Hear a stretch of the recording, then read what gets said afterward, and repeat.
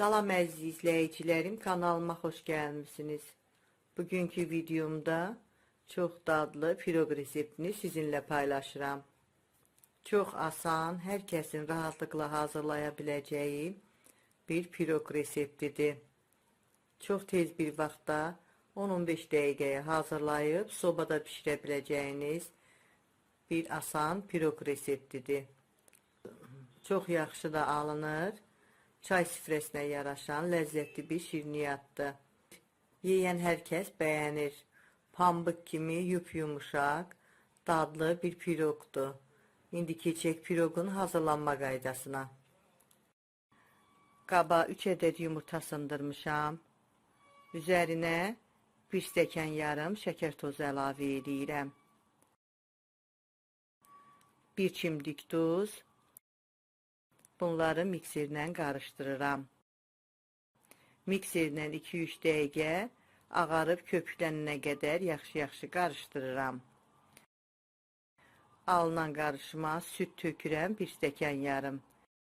Qeyd edeyim ki, istifadə etdiyim stəkan ölçüsü 200 ml-dir.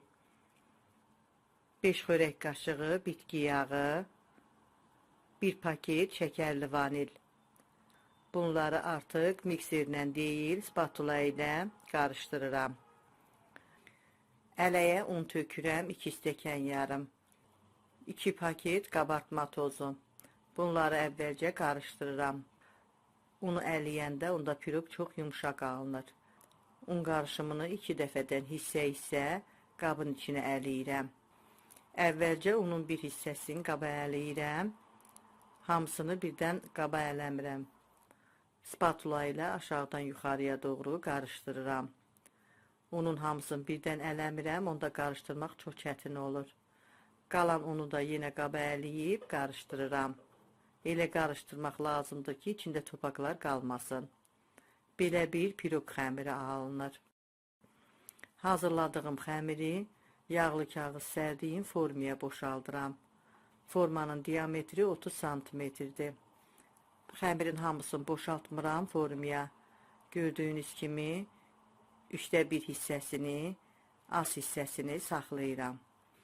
Belə sadə də hazırlamaq olar piroqu, amma mən daha dadlı olması üçün kişmiş götürmüşəm. 1 dolu xörək qaşığı təmiz yuyub qurutmuşam. Xurma, 4-5 ədəd xurmanı xırda-xırda doğramışam. Xurmanı qaysı ilə də əvəz etmək olar. 1 dolu xörək qaşığı da doğranmış fındıq. Bunları qaba tökürəm. Üzərinə 1 çay qaşığı qarğıdalı nişastası əlavə edirəm. Nişastanı unla da əvəz etmək olar. Yarım çay qaşığı kakao. Bunların hamısını yaxşı-yaxşı qarışdırıram. Qarışdırandan sonra formaya boşaltdığım xəmirin üstünə əlavə edirəm. Hamısını xəmirin üstünün hər yerinə gələcək şəkildə hər yerinə əlavə eləyirəm.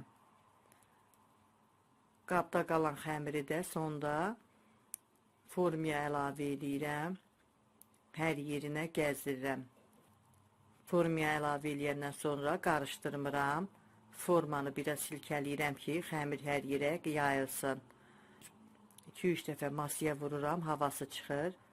Sonra öncədən qızdırdığım 180 dərəcəlik sobada 35-40 dəqiqə bişirirəm. Piroq artıq pişdi, hazır oldu. Sobadan çıxartmışam. Üstü yaxşı qızarıb. Çöplə yoxlayıram. Əgər ələ yapışmırsa, deməli içi də yaxşı pişib. Biraz soğuyandan sonra piroqun üstünə bir taxta çevirib, sonra piroqu tərs çevirirəm, formadan çıxardıram. Gördüyünüz kimi piroqun altı da çox yaxşı pişib, qızarıb. Qoyuram belə qalır, tam soğuyur. Tam soğuyandan sonra üzərinə şəkər kirşanı səpirəm. Doğrayıram piroqu. İstənilən şəkildə doğramaq olar, kvadrat, paxlava şəklində. Mən piroqu paxlava şəklində doğrayıram. Əvvəlcə uzunsov şəkildə kəsirəm. Sonra paxlava şəklində sonacan doğrayıram. Piroqun reseptini videomun açıqlama bölümündə qeyd etmişəm. Belə paxlava şəkilli doğranmış piroqlar alınır. Piroqun üstü daha gözəl görünməsi üçün üstünü kişmişlə bəzəyirəm. Ortasına kişmiş qoyub barmağımdan üstündən biraz bastırıram. Kişmişi fındıqla da əvəz etmək olar. Görünüşü də çox gözəldir. Dadı da çox ləzzətlidir. Yumuşaq, çox asan bir reseptdir. Tez bir vaxtda qonaqlar gəlincə hazırlayıb süfrəyə verə biləcəyiniz dadlı bir piroq reseptidir. Siz də hazırlayın. Hazırlayan hər kəsə öncədən nuş olsun deyirəm. Videomuzu izlədiyiniz üçün sizə öz təşəkkürümü bildirirəm.